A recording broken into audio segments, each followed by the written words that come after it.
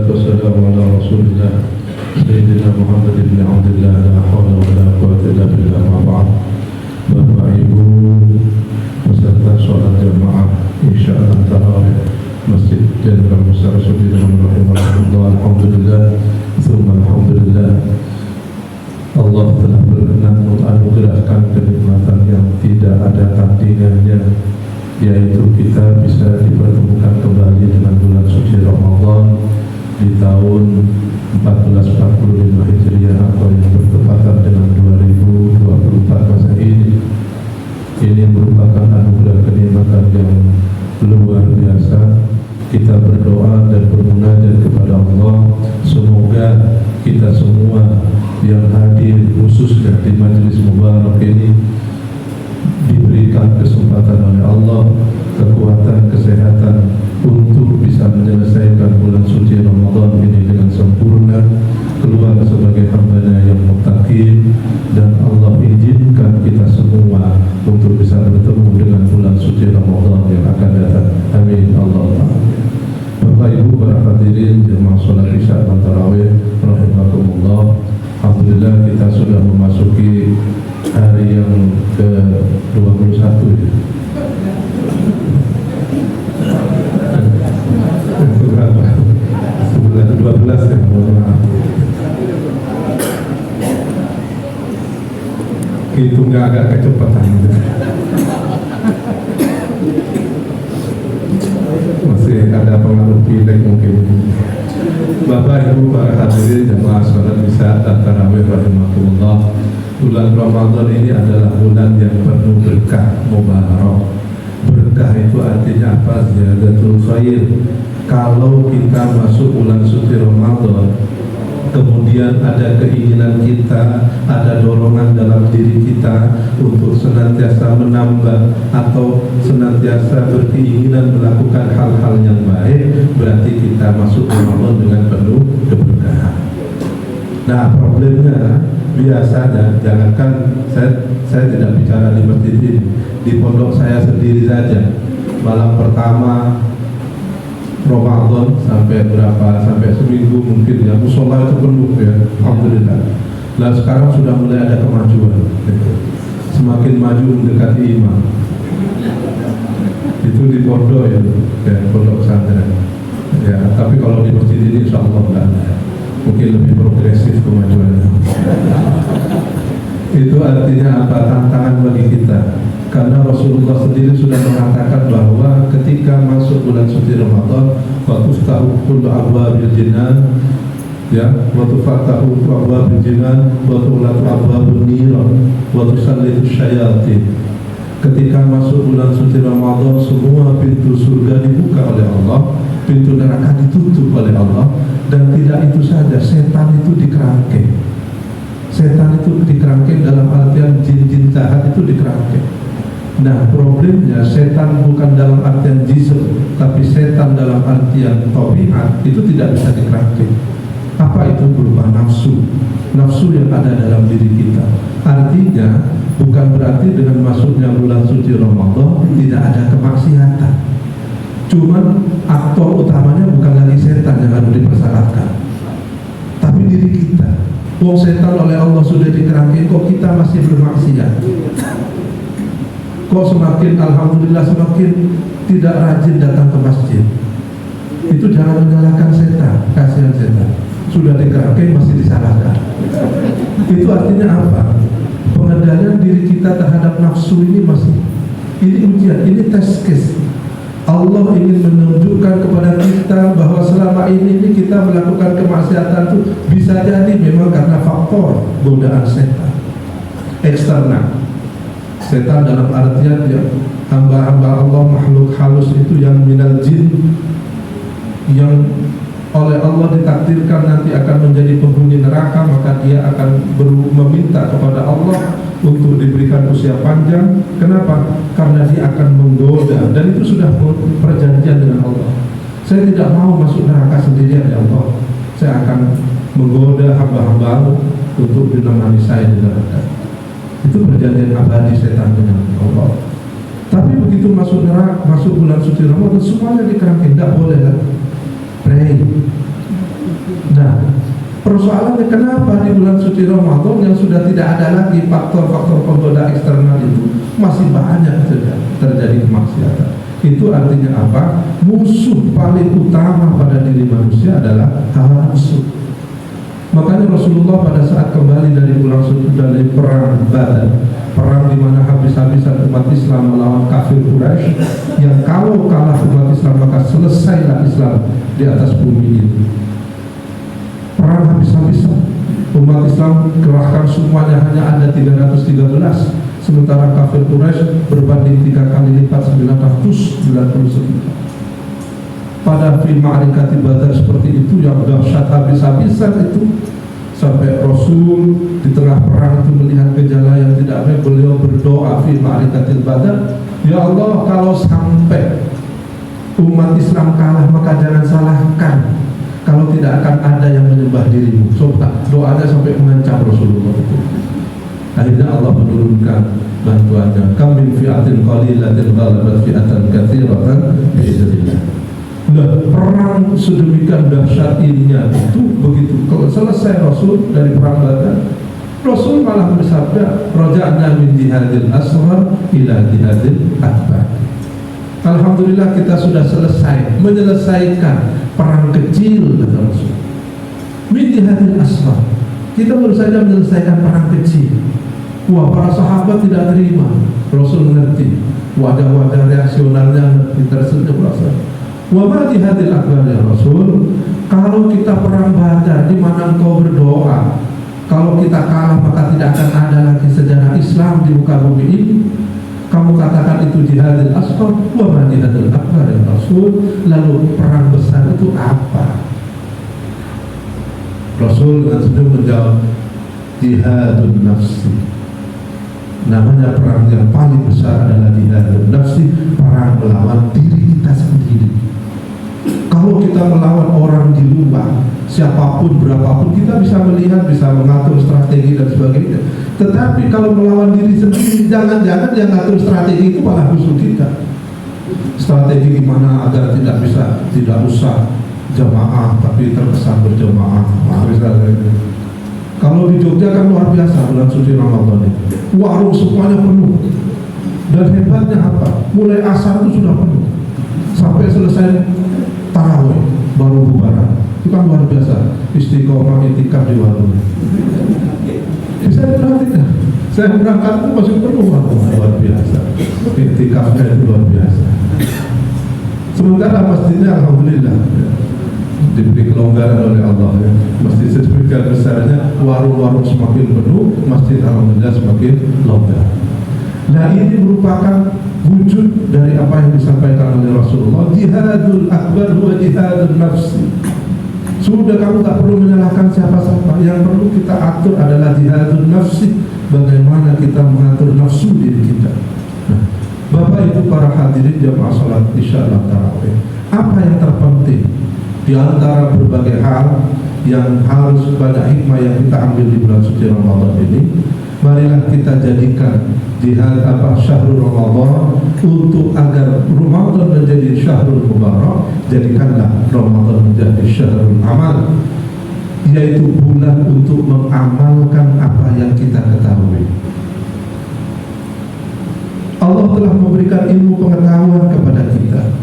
Yang kita kata Imam Ghazali mengatakan, al ilmu nurun wallahu yaktifuhu ala qalbil abdi. Ilmu itu pengetahuan apapun yang masuk dalam otak kita. Al ilmu itu minallah. Pengetahuan orang tidak tahu menjadi tahu itu karena Allah memberikan pengetahuan.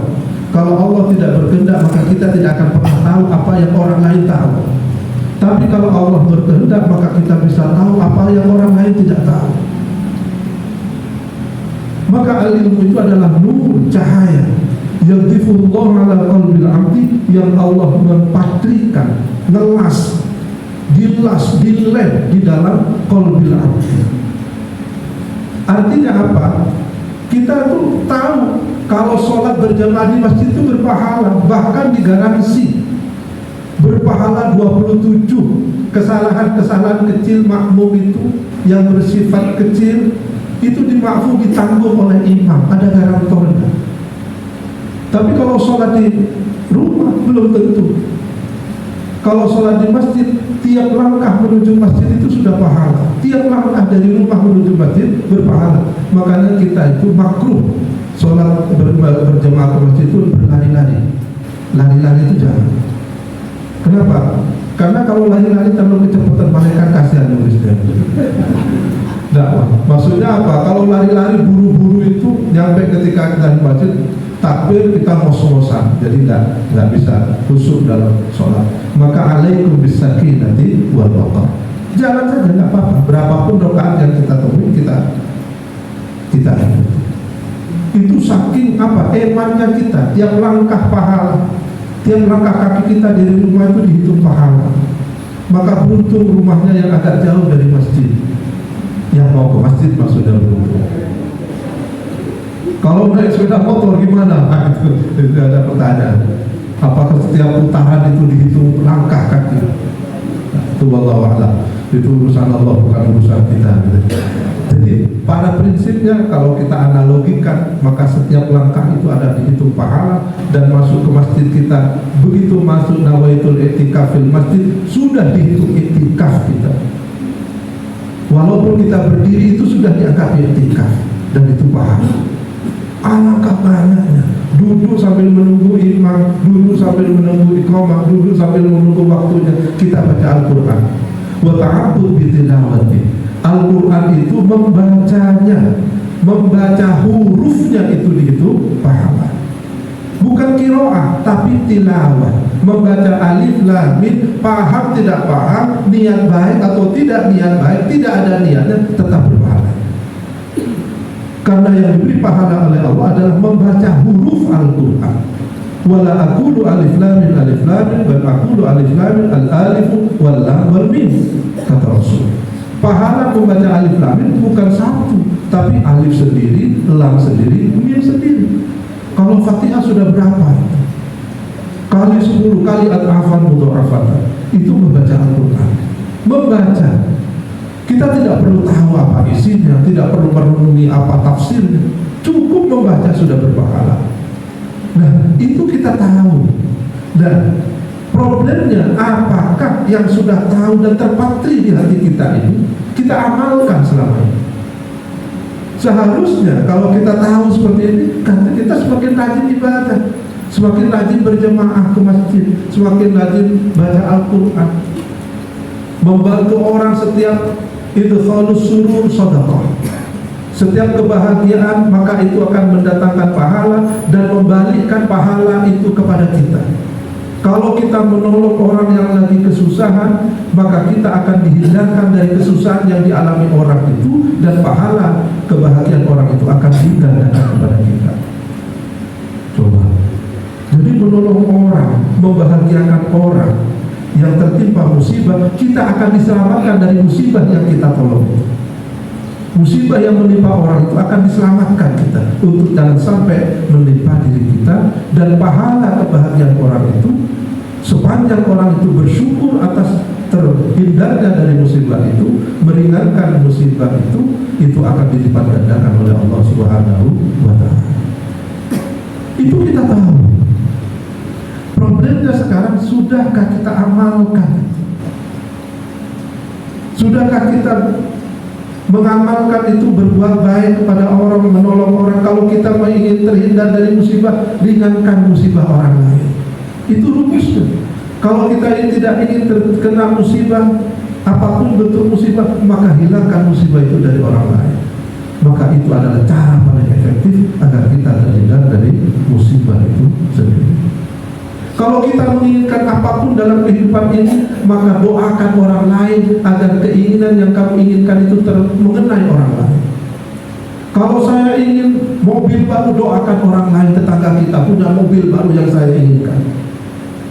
Karena doa kebaikan kita pada orang lain akan diaminkan oleh malaikat, dan malaikat akan mendoakan kembali kepada diri kita. Itu cara paling cepat untuk terkabulnya hajat kita. Kembalikan saja. Jangan berdoa minta diri sendiri, itu lama itu. Itu ibarat kiriman paket itu yang paling lama itu. Sampainya insya Allah. Cara paling cepat apa? Doakan orang lain, doakan kebaikan orang lain. Kenapa? Prinsipnya apapun yang kita lakukan untuk orang lain itu akan berbuah baik kepada diri kita secara pribadi. Kalau kita menolong orang yang terkena musibah, kita akan terhindar dari musibah itu, plus kita akan dapatkan pahala kesenangan orang itu. Kalau kita ingin kebaikan pada diri kita, kita doakan orang lain akan kebaikan itu, maka kebaikan itu akan menimpa diri kita lebih cepat dari orang lain yang kita doakan kebaikan itu. Bapak Ibu para hadirin jamaah insyaallah taala, itulah pada bulan suci Ramadan ini, ayo kita muhasabah. Sudahkah kita mengamalkan ilmu yang kita ketahui selama ini? Ini kan ilmu biasa dalam kehidupan kita. Tidak perlu daki-daki ilmu dalam agama. Nolong orang baik, ayo kita tolong. Membantu orang baik, kita lakukan. Berbohong itu tidak baik, jangan dilakukan. Korupsi itu tidak baik, jangan dilakukan. Kenapa hidup kita selama ini tidak pernah mencapai tingkatan mutmainnah, sakinah, mawaddah? Karena kita sering melukai hati kita sendiri. Apa bentuk melukai itu? Melukai itu dengan tidak mengamalkan ilmu pengetahuan yang ada dalam diri kita.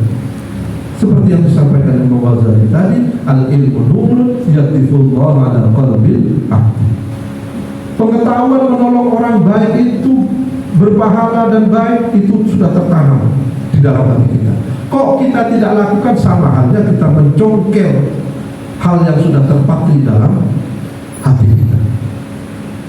Itulah mengapa semakin banyak hal-hal yang kita ketahui tapi tidak kita amalkan, itu sama halnya semakin menyiksa diri kita dengan cabutan luka-luka yang banyak di dalam hati kita. Ibarat orang kita ini sudah sakit, kenapa? Hati kita itu penuh dengan luka.